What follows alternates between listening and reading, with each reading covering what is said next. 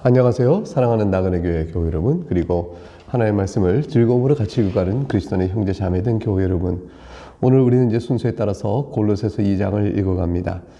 골로새서 2장은 골로새서 교회를 위협하는 이단 세력들이 있었어요. 이단 세력들의 잘못된 가르침을 경계하라라는 교훈을 담고 있고요. 그래서 오직 그리스도만이 우리의 속죄사에게 완전한 근거가 되며, 또 그리스도는 하나님이시다라는 사실을 또 강조하는 내용으로 이어져 갑니다. 먼저 그 중에서 이제 1절부터 7절은 골로새 교회와 그 골로새 교회에 위치했던 인근 지역인 라오디게아 교인들의 안부를 묻고 염려하고 그들에게 권면하는 내용으로 서신서가 전개되어 갑니다. 1절 보겠습니다.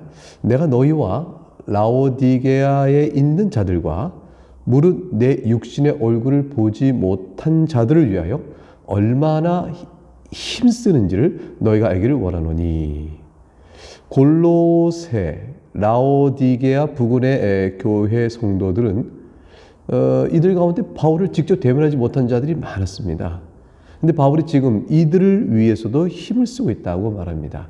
이것은 무엇을 말하냐면, 지금부터 내가 여러분에게 권하는 권면과 교훈들은 여러분을 향하여 극진한 사랑과 내 온 힘과 내 믿음과 내 사역의 중요성을 다 감안하여 내가 여러분에게 알려드린 겁니다. 그걸 좀 알아주시고, 지금부터 내가 여러분에게 이 닥치고 있을 만한 여러 문제점에 대해서 바르게 교훈할 때 잘 들어주길 바랍니다 라는 간절한 소원을 담고 있는 표현이죠. 2절에 이는 그랬습니다. 내가 여러분들 위해서 그렇게 얼마나 힘쓰는지 여러분이 알기를 원합니다. 이는, 자, 내가부터 전하는 것은 이렇게 중요한 얘기입니다. 첫째, 그들로 마음의 위안을 받고 사랑 안에서 연합하여 확실한 이해의 모든 풍성함과 하나님의 비밀인 그리스도를 깨닫게 하려 함이니 이랬어요. 내가 왜 여러분들을 위해서, 또 내 얼굴을 알지 못하는 자들을 위해서도 이렇게 내가 간절한 마음으로 힘써 이 서신서를 쓰며 권면하고자 하냐면, 여러분이 그리스도 예수를 알도록 하기 위해서입니다. 그리스도 예수는 하나님의 비밀입니다. 즉 하나님의 비밀인 그리스도는, 그리스도 외에는 하나님께 나갈 다른 길이 없음을 우리에게 말해줍니다. 여러분이 비밀하신 하나님을 알고자 하고 그에게 나가길 원하며 구원을 바라십니까? 그러면 그리스도를 바라보십시오. 그분 외엔 다른 길이 없습니다.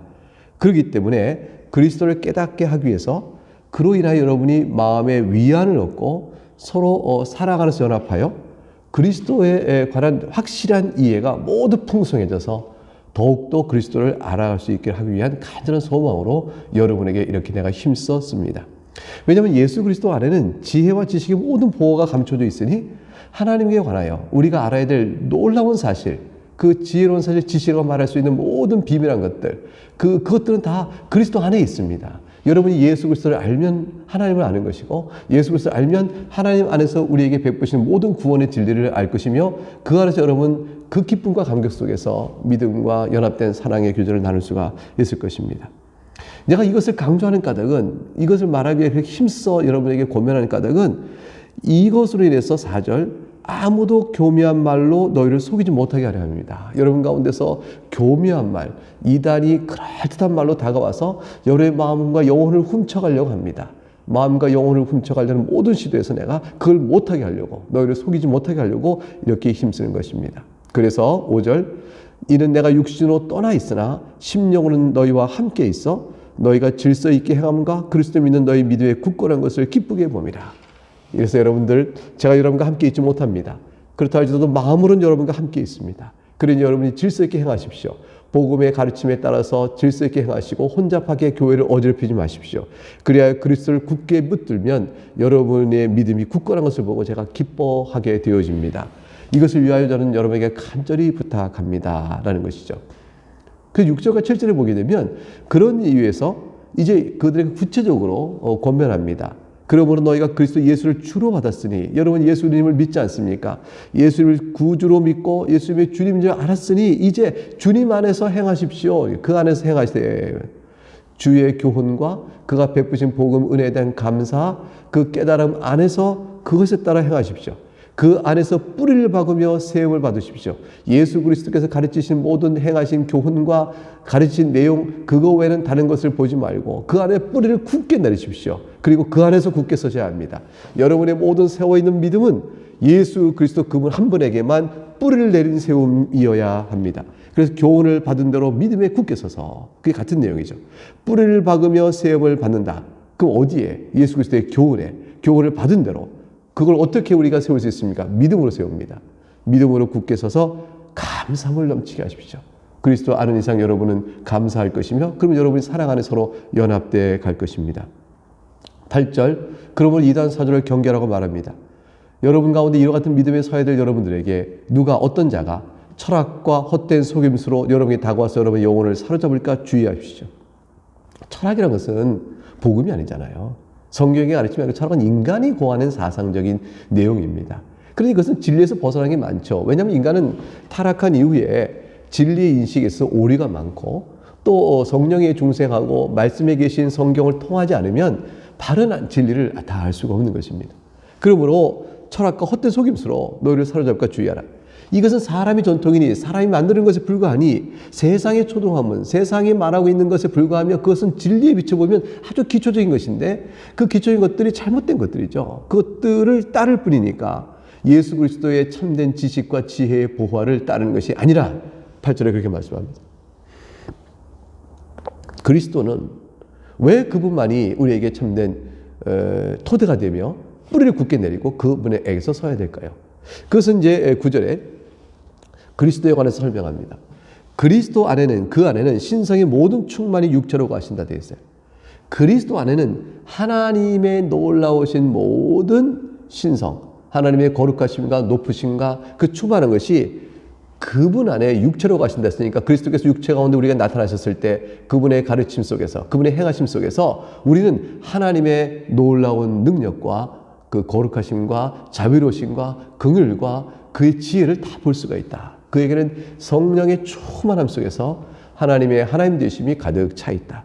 그러니 여러분이 그리스도를 믿고 그리스도 안에서 행하고 그리스도 안에서 있다면 10절, 너희도 그 안에서 충만해질 것이니 여러분이 하나님을 바로 알고 하나님 뜻 가운데 살아간 능력이, 그 기쁨이 가득 차게 되는 것입니다. 예수님은 어떤 분이십니까? 모든 통치자와 권세의 머리이십니다.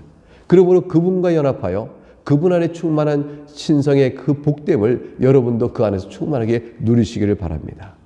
이것은 이제 권면하는 것이죠. 그러니 어찌 세상의 철학과 그 속임수와 그런 것들을 초등학문을 따라가겠습니까? 예수 그리스도 하신 일이 어떠신 건가요? 11절 15절에 그 모든 통치자와 권세의 머리이신 주님께서 우리에게 베푸신 은택을 보라고 11절 15절에 말합니다. 11절, 또 그 안에서 너희가 손으로 하지 아니하는 할례를 받았으니 곧 육의 몸을 벗는 것이요 그리스도의 할례라. 여러분은 그리스도를 믿음으로 그리스도 할례를 받은 자입니다. 육의 몸을 벗는다는 것은 원죄하에 부패한 본성으로 인하여 나타나는 모든 더러운 것들을 벗어버린다는 것이죠. 성령에 의해서 새 사람 되어 새로운 자로 바뀌는 것입니다. 그렇게 되는 것이 우리가 옛 것을 죽이고 새 것을 입었으니, 이것은 진정한 의미에서의 할례입니다. 그러니까 육적 할례라는 것은 그리스도의 할례, 그리스도의 말미암아 마음에 받는 마음의 할례를 상징하는 것에 불과한 것이죠. 육적 할례 자체가 우리에게 어떤 효력을 줄 수가 없습니다. 육적 할례 자체가 우리의 의일 수가 없습니다. 만약 그렇다면 율법주의가 되는 것이죠. 그걸 주장하는 자들이 있었어요. 그래서 사도 바울은 말합니다. 육적 할례는 마음의 할례를 가리키는 하나의 상징이다. 그 마음의 할례는 무엇인가? 예수 그리스도를 믿음으로 죄를 고백하고 그리스도의 속죄의 은혜를 받아 우리의 죄됨을 새롭게 하는 진정한 의미의 영적인 변화 아니겠냐. 옛사람이 죽고 새사람이 살아나는 능력의 역사, 그것이 바로 마음의 할례요 그리스도의 할례다. 그것을 얘기하고 있습니다. 12절, 그러므로 너희가 세례로 그리스도와 함께 장사되고 또 죽은 자들 가운데서 그를 일으키시는 하나님의 역사를 믿음으로 말미암아 그 안에서 함께 일으키심을 받았느니라. 이것이 바로 그리스도의 할례예요. 너희가 세례를 받을 때, 즉 할례는 신약에서는 세례를 바뀌죠. 세례는 구약의 할례와 서로 대등되어지는 각각의 성례입니다. 구약에서 성례인 할례는 신약에 와서 세례의 성례로 바뀌죠. 세례로 그리스도와 함께 장사되었다. 너희가 옛사람이 죽었다는 것이죠. 죽은 자들 가운데 그를 일으키시는 하나님의 역사를 믿음으로 말미암아 그 안에서 함께 일으키심을 받았다. 여러분이 새 사람으로 살아난 것입니다. 그것이 바로 새 사람 살아난 자로서 살아가는 것. 그게 마음의 할례요 그리스도의 할례를 받은 자가 되어지는 것입니다. 13절 또 그래서 또 범죄와 육체의 무할례로 죽었던 너희를 하나님이 그와 함께 살리시고 우리의 모든 죄를 사하셨다. 육체의 무할례라는 것은 이방인을 가리키는 것이죠. 유대인들은 육체의 할례를 받았어요. 그러니까 범죄와 육체의 무할례, 즉 범죄하고 유대인처럼 하나님의 복음을 받지 못해서 구약적인 의미에서 복음이 주어진 거 아니겠어요? 근데 그걸 받지 못했어요. 육체 할례를 받고 그 뜻을 참으로 아는 자는, 영적인 의미를 아는 자는 구약에서 육체 할례와 마음의 할례를 받게 되는 것이죠. 그런데 육체 할례만 받은 자들이 문제가 된 거죠. 근데 이방인은 육체 할례조차도 없었어요. 육체 할례를 통하여 가르침 받은 마음의 할례를 보고 그리스도 할례를 바라봐야 할 텐데 육체 할례조차 없었던 자들, 이방인들. 그러니까 어떻게든지 하나님의 구원의 계시와 긍휼하신 하나님의 은혜를 바라볼 수가 없었던 자들, 그런 자들 가리켜 말하죠. 범죄와 육체의 무할례, 즉 이방인으로 죽었던 너희를, 즉 너희 이방인들을 하나님이 그와 함께 살리시고 우리의 모든 죄를 사하시고, 하나님의 구원의 은혜는 유대인들에게 뿐만 아니라 바로 이방인 우리들에게도 그대로 주어졌다는 것이죠. 14절 우리를 거스리고 불리하게 하는 법조문으로 쓴 증서를 지우시고 제하여 버리사 십자가에 못 박으시고, 이렇게 됐어요. 통치자들 권세자를 무력화하여 드러내어 구경거를 삼으시고 십자가로 그들을 이기셨느니라. 우리를 구원하시는 것은 유대인과 마찬가지예요. 하나님의 율법의 법조문을 쓴 것이 우리를 정죄합니다. 우리의 모든 죄를 다 드러내죠. 우리를 악하다 말하며 우리를 정죄하고 영원의 형벌을 받을 자로 삼을 때에, 그럴 때 십자가에 못 박아 버리셔서 그 권세를 깨는 겁니다. 통치자와 권세들, 악한 영의 역사, 이런 것들이 드러내어, 그런 것들 다 드러내어 구경거리로 삼으셔요. 그것이 비참하고 거짓된 것이 드러나죠. 오직 예수 그리스도의 참된 진리와 그의 왕권적 역사가 드러날 것입니다. 십자가로 그들을 이깁니다. 이게 참 재밌죠. 14절에 보면 십자가에 못 박으시고 십자가로 그들을 이겼다. 십자가는 사실 패배의 자리 같잖아요. 예수님 십자가에 달리셔서 죽으시니까 예수님은 이제 더 이상 메시아가 아니요 망한 자다, 저자에게 무슨 소망이 있겠나, 그럴 만한 일이잖아요. 그런데 거꾸로 오늘 성경 보면 말합니다. 십자가로 그들을 이기셨다. 예수님의 죽음은 죽음을 이기신 것이죠. 예수님의 죽음은 악한 영을 이기신 것이죠. 예수님의 죽음은 율법의 모든 정죄를 폐하여 버리신 것입니다. 우리가 그리스도를 믿음으로 그러한 은혜의 구원을 받습니다. 이단을 경계하라고 16절 17절에 말씀합니다. 그러므로 먹고 마시는 것과 절기나 초하루나 안식을 이유로 누구든지 너희를 비판하지 못하게 하라. 이것들은 장래 일의 그림자이나 몸은 그리스도의 것이니라. 골로새 교회에 들어온 이단의 한 종류가 드러나죠. 이들은 뭐예요? 먹고 마시고 절기, 초하루, 안식일 이런 등등과 관련해서 이걸 지켜야 한다, 이렇게 말하는 자들이에요. 그러니까 구약적 의미에서 의식법을 지켜야 한다는 자들이 바로 이런 자들입니다. 이러한 자들의 오류에서 벗어나라. 왜냐하면 그것들은 장래일의 그림자에 불과하며 실체, 그 몸은 무엇입니까? 그리스도죠. 예수 그리스도 안에서 이 모든 것들이 성취가 되었으니 그리스도를 믿으면 되는 것이지, 그리스도를 믿으면서 이것들을 다시 그림자를 붙들고 지켜함으로 그걸 의무로 우리에게 말할 것이 못 됩니다.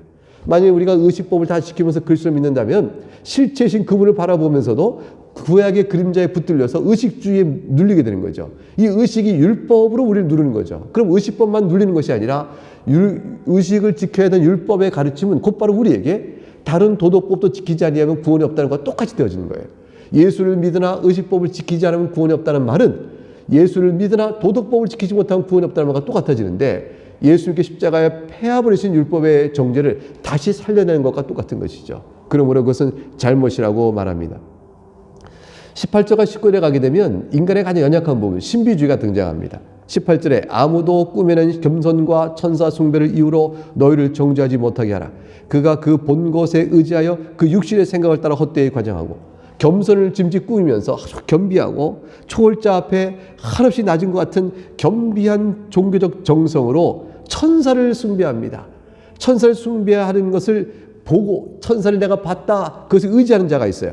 근데 19절, 이런 모든 일들은 머리를 붙들지 아니하는 것입니다. 머리는 누굴까요? 그리스도죠. 그리스도를 붙들지 않고 헛된 것을 따라가는 것이 되고 만 것이죠. 교회는 어떻습니까? 온몸이 머리로 말미암아 마디와 힘줄로 공급받고 연합하여 하나님이 잘하게 하시면 잘하는 것처럼 교회는 그리스도에게 연합됨으로, 그래서 그로부터 마디와 힘줄로 힘을 공급받고 자라나야 할 터인데, 이들이 천사를 숭배한다고 주장하는 자들이 있었던 것이죠. 신비주의예요. 이 천사 숭배자들이 얘기하는 것은 우리가 하나님께 나가려면 우리는 죄인이기 때문에 실로 두렵다. 그러니 우리가 하나님께 나가기 위해 우리에게 중보해 줄 자가 필요한데 천사다라고 말하는 것이죠. 천사의 중보의 힘을 입어 하나님께 나간다. 신비하고 기도하고 막 신비주의에 빠지다 보니까 천사의 환상이 보여요. 그럼 천사의 환상을 보면서 이전 천사다 하고 저를 믿고 이제 나가는데 그 전부 악령의 역사죠. 왜냐하면 우상 숭배잖아요. 천사를 숭배하고 나가는 모든 가르침은 사실 우상 숭배예요. 그것 또한 피조물이니까 하나님이 악하다 그 말인 것이죠. 우리가 붙들릴 것은 말씀을 통해 우리에게 제시된 오직 그리스도 한 분뿐입니다. 예수 그리스도를 믿고 의지하는 것 외에는 어떤 것도 하나님께 나가는 참된 길이 못 됩니다. 20절과 22절에는 또 다른 또 잘못된 가르침을 얘기합니다. 그건 금욕주의에 대한 이야기입니다. 20절 너희가 세상의 초등학문에서 그리스도와 함께 죽었거든 어찌하여 세상에 사는 것과 같이 규례에 순종하느냐. 21절 곧 붙잡지도 말고 맛보지도 말고 만지도 말라 하는 것이니 이 모든 것은 한때 쓰이고는 없어지리라. 사람의 명령과 가르침을 따르느냐. 이 금욕주의자들은 세상의 초등학문에서 그리스도와 함께 죽었던 우리들을 세상에 살 때에 이렇게 살아야 한다고 규례를 제시해놨습니다. 고기와 술을 금하라. 때로는 어떤 자는 혼인도 금하라고 말했어요. 육체의 기본 욕구를 억제하고 금욕하는 일이 구원에 이르기 위해 필수적인 일이라고 얘기한 것이죠.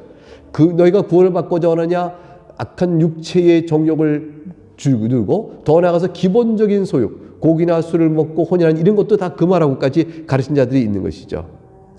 여러분 성경 부분에 보면 가로가 쳐 있잖아요. 21절과 22절에 가로는 금욕주의자 하는 말이 무엇인가를 보여주려고 이렇게 이해를 돕기 위해서 쳐놓은 거예요.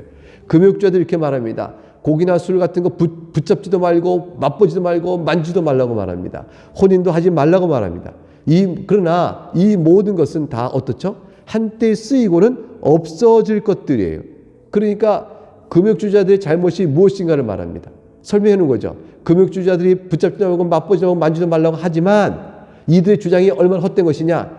이런 것들은 다 한때 먹고 나면 배설되고 없어지는 것인데 영원한 하나님의 영생을 얻는 일들이 저들이 말하는 음식물 같은 거를 금욕하는 것으로서 얻을 만한 것이겠느냐라고 말하는 것이죠.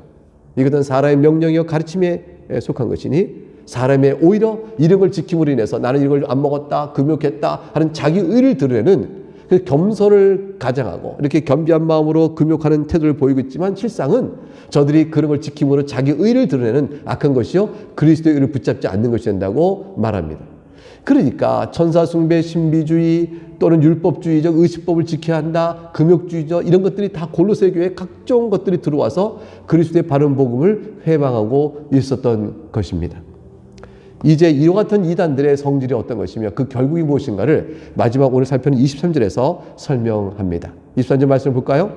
이런 것들은 자의적 숭배와 겸손과 몸을 괴롭게 하는 데는 지혜 있는 모양이나 오직 육체에 따른 것을 금하는 데는 조금도 유익이 없네요. 역설이에요. 이것은 육체에 따른 것을 금하는 데 조금도 유익이 없다. 금욕주의는 뭐죠? 육체를 따른 일을 금함으로 육체를 이기자는 것인데 오히려 정령 여러분이 육체를 따른 일을 금하고 싶으냐? 그러면 금욕주의가 되는 것이 아니라는 것이에요. 금욕주의는 오히려 반대 효과가 나와요. 예컨대 23절에 자의적 숭배, 하나님을 예배하는데 자의적으로 숭배합니다. 그러니까 하나님이 말씀하신 규정대로 예배해야 되는데 자기가 임의로 예배 이게 더 좋지 않겠냐 저게 좋지 않겠냐 천사 숭배하는 게 더 좋아 이렇게 하는 건 네게 의식을 지켜야 되지 라고 각종의 성경에서 말하지 않는 것들을 다 집어넣고 짐짓 겸손함과 어떻죠? 아주 경건한 태도로 그걸 잘 지켜나갑니다. 자의적 숭배예요. 이거 다 악한 것입니다. 하나님이 정하신 대로 예배해야 됩니다. 그 겸손을 모양을 갖추죠. 그러나 실제로는 그곳에는 임의적인 자기 판단이 들어갔으니까 하나님 뜻에 비추어 교만한 것이지 겸손한 것이 아닙니다. 자기 몸을 괴롭게 합니다. 육체적 고행을 합니다. 탁월해 보고 남들에게 야, 저 사람 대단하다. 저렇게 육체 고행을 하는구나 싶지만 그것도 다 뭐죠? 육체를 따른 일에 금하는 것이 아니에요. 단지 몸을 괴롭게 하는 무익한 육체적 고행일 뿐입니다. 지혜 있는 모양처럼 보이지만 사실은 지혜 있다고 알려지지만 지혜로운 것이 아니죠. 왜냐하면 하나님의 참된 가르침에서 떠나 있기 때문입니다. 오히려 이런 모든 것들은 육체의 정욕을 금하는 데 도움이 되지 않습니다. 겉으로는 금욕주의로 육체를 다스리는 듯 보이지만 실상은 유익되지 못하는 것이죠. 도리어 지혜 있는 처럼 보이지만 겸비한 경건은 자랑할 뿐이지 그 내용은 그렇지 못합니다. 그럼 여러분 참된 육체에 따르는 것을 금하는 것은 무엇일까요? 육체의 정욕은 무엇을 이겼을까요? 성령의 소욕이죠. 성령의 가르침들을 따라가는 것이 육체의 소욕을 이기는 일이죠. 이 모든 것들에서 이미 복음 안에서만 교훈이 주어지는 것입니다. 그러므로 골로새 교회는 이런 모든 헛된 것으로 인해서 그리스도의 복음 안에 있는 교회를 회방하는 악한 자들의 일들이 있었습니다. 예, 오늘 여기까지 공부했습니다. 내일 다시 또 만나서 살펴보도록 하겠습니다. 감사합니다.